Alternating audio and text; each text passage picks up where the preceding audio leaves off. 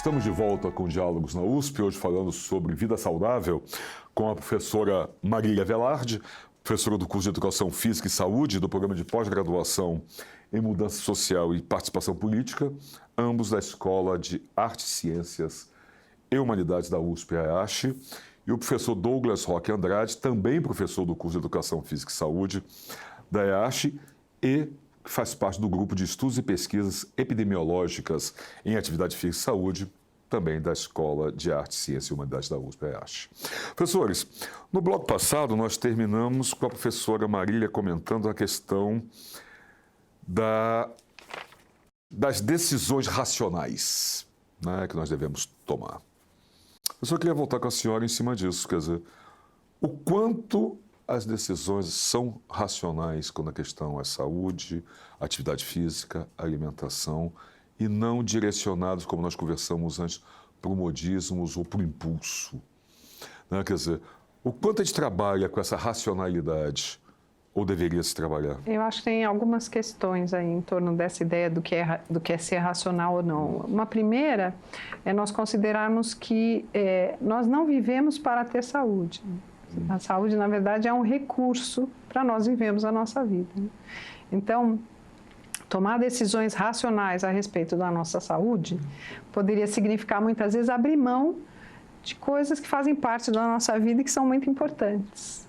Sim. Então, essa é o primeiro problema. Sim, né? abrir mão daqueles que até que nos dão prazer. A nossa vida atrapalha muitas vezes a nossa saúde. Quer dizer, a gente precisa tomar decisões racionais sobre a nossa vida. E muitas vezes a saúde só é pensada, como o professor Douglas falou, nos momentos em que ela parece que está em risco. Sim. Né? Então, talvez a decisão mais racional que nós poderíamos tomar em relação à nossa saúde, talvez fosse nós entendermos que a nossa saúde faz parte das nossas escolhas diárias, inclusive sobre nossos modos de vida. E aí, obviamente, nós ficaria mais afeito a tomar decisões racionais as pessoas que têm condições de vida melhores do que aquelas pessoas que são subordinadas a condições de vida não tão boas assim. Né? Então, acreditar que ter ou não ter carro, me deslocar ou não me deslocar de carro é alguma coisa que pode me fazer, pode ter efeitos mais positivos sobre a minha saúde, porque aí eu caminharia, por exemplo, no trajeto de casa para o trabalho, do trabalho para casa, é uma decisão racional, mas ela talvez significaria eu chegar um pouco mais tarde em casa e aí talvez me privar de um convívio maior. Abrir mão de alguma coisa. Então não é simples, né? Quer dizer, as decisões racionais elas envolvem entender que a nossa vida tem que se misturar com o nosso desejo de termos uma vida mais saudável e essas escolhas, elas são bastante complexas. É isso que eu falo, professor Douglas, essas coisas não são simples, quer dizer, quando você escolhe, por exemplo, vou fazer uma academia depois do trabalho, por exemplo. Pô, mas eu vou chegar na academia às 7 horas da noite, estou cansado, passei o dia inteiro trabalhando, vou ficar até 8h30 da noite, vou chegar às 9 da... Isso passa por aí, não passa? Quer dizer, não vou fazer. Né? Como você vence esse tipo de coisa? Existe o receituário, um segredo para você vencer esse tipo de resistência que você mesmo se impõe e que mais do que você, o dia a dia acaba impondo à não, pessoa? Acho que uma receita não, né? Porque é difícil, porque os cada caso é um desejos, caso, né? Cada caso é um caso e às vezes as pessoas vão para esses espaços também. Por exemplo, se você é solteiro, se você é casado, né? Se você está namorando, não está namorando, quer dizer, são tantas as variáveis que é difícil ter uma decisão que seja boa para todos. Mas eu volto num ponto que em relação à atividade física, é importante pensar assim, que bom, você tem um tempo que você tem que descansar, tem que dormir, mas ao longo do dia, ao longo da semana, o que é possível você incluir na sua rotina que lhe dê prazer e que seja possível. Porque geralmente a gente fica, bom, preciso fazer atividade física, e aí eu acho que é um ponto também interessante. Geralmente as pessoas dizem, eu não faço atividade física porque eu não tenho tempo. Sim. E aí o que eu acho que é uma desculpa geral. Então, né? Mas eu acho que nesse processo, quando a gente trabalha em processo de educação e saúde, eu costumo dizer assim, bom, a gente tem que, como profissional, fazer a pergunta, não porque não faz atividade física, porque a gente já sabe que a pessoa não faz porque não tem tempo. Claro. A pergunta é, por que te falta tempo? Sim, acho que essa é a primeira pergunta. E aí, né? quando você vai refletir por que te falta tempo, você vai para uma dimensão também até dos próprios determinantes sociais, ou do teu contexto de vida, que vão te determinar o quanto que eu preciso, de repente, talvez participar, não da atividade física, mas aí numa associação de bairro para discutir melhorias no meu entorno. Sim. Por que que eu não tenho tempo? Porque o transporte público não está adequado. Então, quanto que eu me envolvo também com uma outra dimensão, mais da coletividade, que vai te permitir cobrar mudanças, como a gente estava falando no primeiro bloco, né, da cidade, Exatamente. que talvez te possibilitem o envolvimento com a atividade física. A gente tem uma situação que as cidades, geralmente, elas são feitas para passar. As cidades não são construídas para você ficar. Então, às vezes, fala, olha, eu não vou embora agora esse horário porque o transporte está meio lotado, então vou fazer algo. Onde você vai fazer algo? Porque a cidade não está preparada para você estar.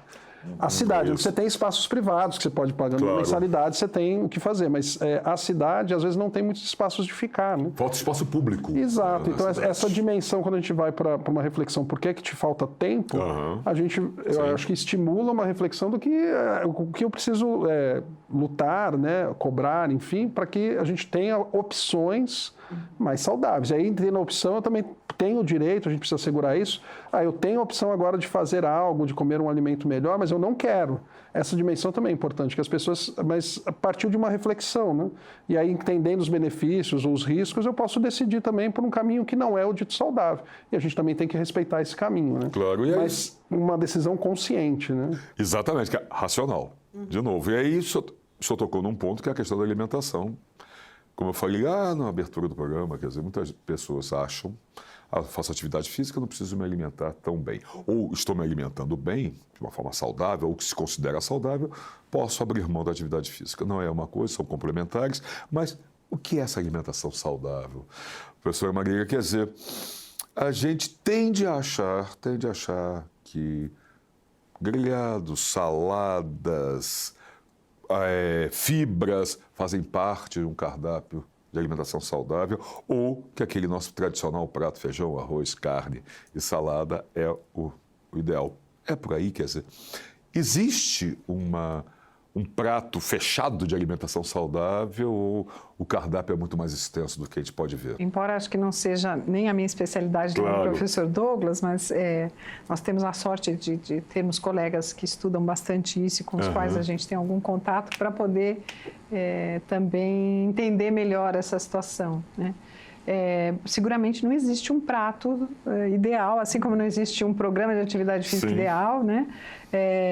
Mas tem um estudo interessante realizado na Faculdade de Saúde Pública aqui da nossa universidade, que foi capitaneado pelo professor Carlos Monteiro, há alguns anos atrás, e que redundou no Guia Alimentar para a População Brasileira, Isso é interessantíssimo. que é um guia bastante interessante, bastante completo, é disponível para download na internet, as pessoas que estão nos assistindo conseguirão facilmente encontrar esse guia. Uma das questões mais interessantes, eu acho, que vem como um divisor de águas nesse guia, a partir dos estudos do pessoal aqui, dos colegas aqui da Faculdade de Saúde Pública, é o fato de que passa-se a olhar para a alimentação a partir do grau de processamento dos alimentos e não a partir dos nutrientes que estão contidos naquela alimentação. Então, isso muda bastante coisa. Muda bastante coisa. E aí a ideia que vem a partir do guia alimentar é de que a alimentação saudável é aquela que é composta prioritariamente de alimentos que são minimamente processados, né? E isso nos leva a uma reflexão bastante importante sobre quantos pacotinhos a gente abre para fazer uma refeição, isso, exatamente. Né? E quantos alimentos in natura ou minimamente processados estão fazendo parte. A alimentação da população brasileira, a alimentação tradicional da cultura brasileira, nas suas diferentes regiões, ela é em si bastante saudável, porque ela é composta originalmente de elementos oriundos das nossas plantações, enfim, da nossa fauna e da flora, e de alguma maneira são alimentos que, combinados em si, permitem uma alimentação bastante adequada. O fato é que a vida cotidiana, né? Essa ideia de que abrir os pacotes é muito mais rápido, torna mais ágil o nosso processo de prepararmos os alimentos e nos alimentarmos, leva a uma substituição do padrão alimentar da nossa cultura, aquele das nossas avós, né? Para um padrão alimentar que é em si muito ruim. Sim, aquele padrão é de fast food mesmo. É, né? de fast food. É quase... Não sei se a expressão correta seria essa, mas é o que me ocorre, que é um padrão quase americanizado, né? Sim, sem dúvida. Da coisa rápida, multiprocessado, você põe em micro-ondas, ou abre o pacotinho. Ele infla rapidamente. Exatamente. Em 3 minutos ele está inflado e vira comida, né? Exato. E infla você por dentro, né? Que Sim. você fica pesado, se sente saciado, mas não necessariamente alimentado ou nutrido. É isso, Douglas, quer dizer, como se lida com isso? E tem uma coisa que a professora Marília comentou, quer dizer, culturalmente nossa alimentação é boa, mas a alimentação saudável também é uma questão cultural. Né? Eu me lembro de um programa de televisão que eu vi uma vez, de um jornalista inglês, que estava aqui e foi apresentado um prato de feijoada. E ele achou aquilo um horror, uma comida toda preta. Né? Porque o visual também faz parte da... Ou quando vieram aqui jornalistas, turistas, na época da Copa do Mundo e na Olimpíada, foi apresentado farofa para eles. Parece que vão comer areia. Né? É cultural. Como se lida com isso? Essa dimensão cultural é interessante. O próprio Guia, ele traz essa importância, né? Porque o alimento, às vezes a gente tem essa dimensão também da saúde, mas a gente tem relações afetivas com o alimento, assim como atividade física. Sim, né? exatamente. Quando a gente pensa numa questão assim, bom, o que lembra a tua alimentação na tua infância? Você vai ligar com aquele prato da sua avó, da sua mãe, que reúne a família. Então, quer dizer, o Guia também é interessante porque ele traz essas dimensões mais sociais da alimentação.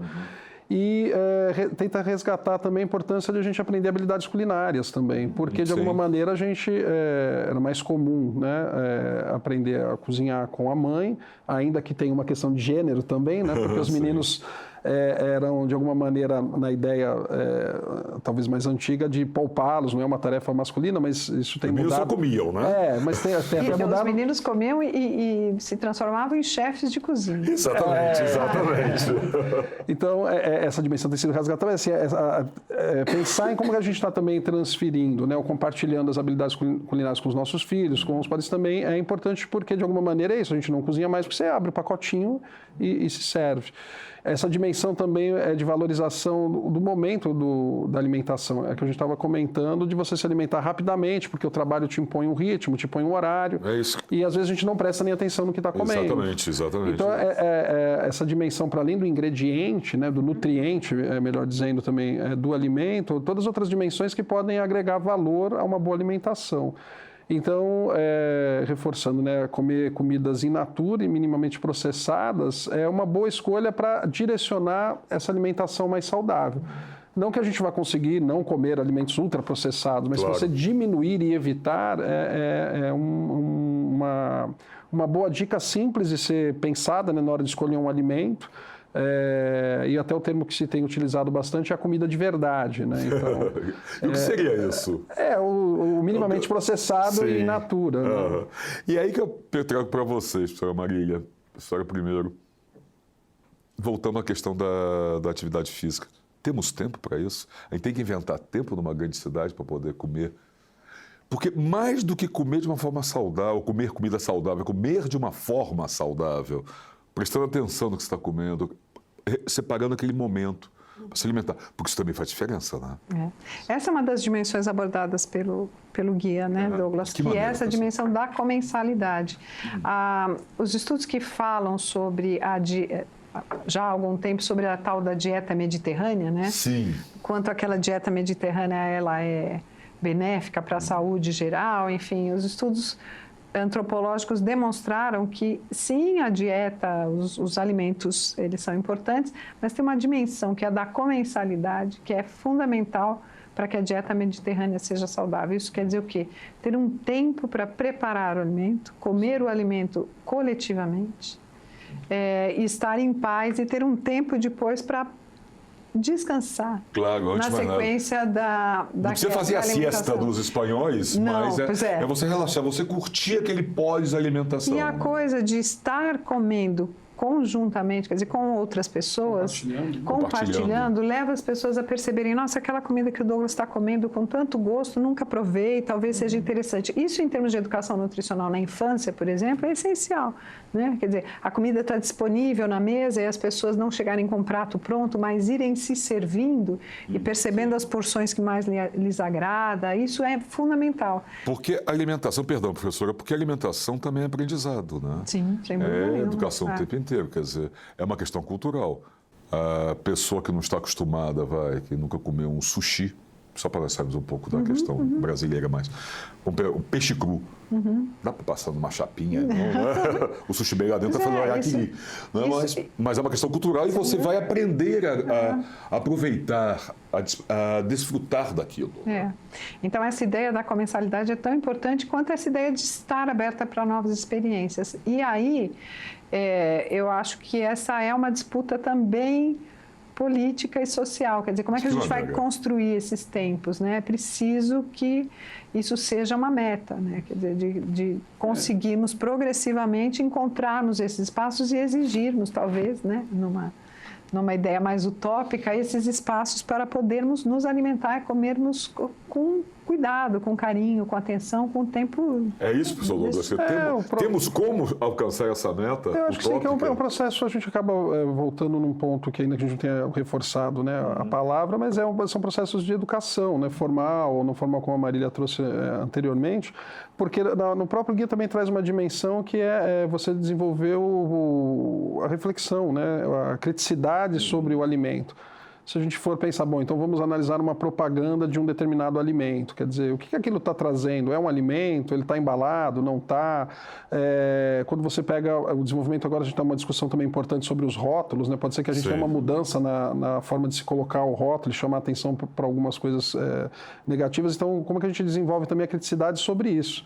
E volto numa fala minha anterior, que é isso, a gente refletir sobre o que nos afeta e aí entender que também a gente precisa ter um movimento interno de buscar o direito, que eu acho que é uma coisa que a gente não falou, mas está, acho que na nossa memória, que a gente não expressou, é que tanto a alimentação quanto a atividade física, além de ser um comportamento do estilo de vida das pessoas, também é um direito. Quer dizer, a nossa Constituição nos garante uma alimentação adequada e saudável, garante um envolvimento com o lazer, com a prática esportiva. Então, essa dimensão também de entender que é um direito e que a gente poderia exercê-lo plenamente, a gente vai para uma dimensão de desenvolvimento de uma cidadania, enfim, que também faz parte da vida saudável, né? De se sentir parte de uma coletividade e que quando eu estou cobrando ou militando melhorias no meu bairro, enfim, eu também estou exercendo a cidadania, que também faz parte de uma vida saudável. O quanto nós usufruímos, professor Douglas, desse direito? Conscientemente? Eu acho que pouco, e aí vem, acho que uma dimensão interessante, porque geralmente eu tenho um projeto de extensão que a gente atende a comunidade em torno lá da nossa unidade, a gente ouve muito e fala assim, mas não existe. Para dar um exemplo, a gente tem, por exemplo, nas unidades básicas de saúde, você tem programas de atividade física sendo ofertados para a população. Ainda que seja no horário que o trabalhador não consiga frequentar, porque é no horário ali comercial, mas assim, existe atividades que acontecem na cidade, as UBSs no Brasil inteiro, mas aqui em São Paulo a gente tem os clubes da comunidade, por exemplo, são em torno de 200 e poucos clubes geridos pela comunidade, que têm oferta de programas de atividade física. Então, a gente tem essa apropriação da cidade, é muito pequena, a gente não conhece o que está em torno de casa. Verdade. Então, eu costumo dizer assim, é importante que a gente até caminhe no entorno de casa, independente se aquilo é uma atividade física, vai fazer bem, mas assim, para você conhecer... curiosidade. Exato, para você conhecer. Isso. E quando a gente anda de carro, de bicicleta ou anda a pé, a gente tem uma dimensão diferente da cidade. Então, quando você anda mais a pé, você passa a ver a loja que abriu, a loja que fechou, a academia que está aberta, a academia que agora não está mais naquele bairro, que abriu um outro comércio. Vai fluir a cidade de uma forma diferente. Exatamente. E a cidade de São Paulo, por incrível que pareça, ela, não vou me lembrar a data, mas acho que faz uns 2 anos ou 1 ano atrás, ela foi eleita a capital amiga da atividade física. Então, ainda que não esteja bom, entre as capitais é que é a mais amigável para a prática da atividade física. Porque a gente tem um ambiente um pouco mais favorável do que outras capitais. Né? Então, acho que explorar a cidade na busca de um alimento saudável ou de um espaço para atividade física também pode ser um exercício interessante e que contribuiria com o desenvolvimento da cidadania, que acho que também um fato bastante importante para a gente ter uma vida plena e saudável. Porque eu queria chegar num ponto com vocês, estou quase chegando na reta final do nosso programa, mas alguns pontos importantes, de tantas coisas importantes que nós falamos aqui, que vão além da questão da atividade física, desse binômio, atividade física e alimentação, educação, cidadania, sabe, políticas públicas. Quer dizer, uma vida saudável, ela vai muito além, ainda mais numa cidade como nós vivemos em São Paulo, ela vai muito além, professora Marília, do que só praticar exercício e se alimentar bem, seja lá o que for isso, né? Dentro do que é alimentar bem, disso que nós estamos conversando aqui, né? Mas vai muito além disso, né? Quer dizer, como o professor Douglas também colocou algumas vezes, que é a questão da educação e da cidadania. E da cidadania, e da compreensão de que nenhuma escolha individual, ela é exclusivamente individual. Né? Ela é uma escolha que também tem implicações sobre o coletivo, e o coletivo também tem implicações importantes sobre aquela escolha que eu faço. Né? Em termos de fazer atividade física, em termos de me alimentar adequadamente, se é que a gente pode dizer assim. Né? Quer dizer... É porque mais do que só você ter uma vida saudável, e aí não é questão de egoísmo, não, é uma questão de subjetividade, individualidade, mas é você viver numa sociedade saudável. Não é, professor Douglas? Você desenvolver essa capacidade de que né, você tem um cuidado consigo, mas a gente tem essa possibilidade também de contribuir com o desenvolvimento de um território, um bairro, uma cidade mais saudável. Né? Então, essa dimensão, seja para alimentação, para atividade física, para qualquer questão, transporte público, poluição, enfim, é uma dimensão de uma preocupação com o todo, que a gente vive coletivamente, ainda que cada um tenha a sua individualidade. Claro, né? claro, cada mas vez a mais, cidade, né? o espaço, ele impacta a todos. Né? E talvez isso seja uma coisa que, não sei se foi se perdendo, mas assim, a gente tem, minha percepção é que a gente está numa individualidade que eu resolvo o meu problema e está tudo bem. Né? E não é tão simples assim. Se fosse muita questão individual, a gente não teria o problema de sedentarismo, que é um problema global, um problema de obesidade, que é um problema global. Né? Então, as sociedades vão, na minha opinião, ter que reaprender a pensar uma cidade mais saudável, para minimizar esses problemas que não é mais de um indivíduo, né, de uma comunidade global, na verdade. Exatamente, e é isso, professor. Coletivamente. É para nós chegarmos ao nosso final mesmo, mas é por aí, né? Quer dizer, é você pensar também, claro, não vamos nos anular como indivíduos, mas também não vamos ficar só nisso, quer dizer, pensar numa coletividade, na sociedade, na cidade, e como isso são os vasos intercambiantes, né? Como essas situações acabam se interrelacionando. Eu com o professor Douglas, com a senhora, vocês comigo, todos nós. E isso torna também a vida saudável, né? Isso torna seguramente também a vida saudável. Quer dizer, perceber que nós estamos num ambiente mais amigável, num ambiente que nos acolhe, num ambiente cuja participação coletiva é voltada para o bem comum, é também, sem dúvida nenhuma, um espaço de saúde.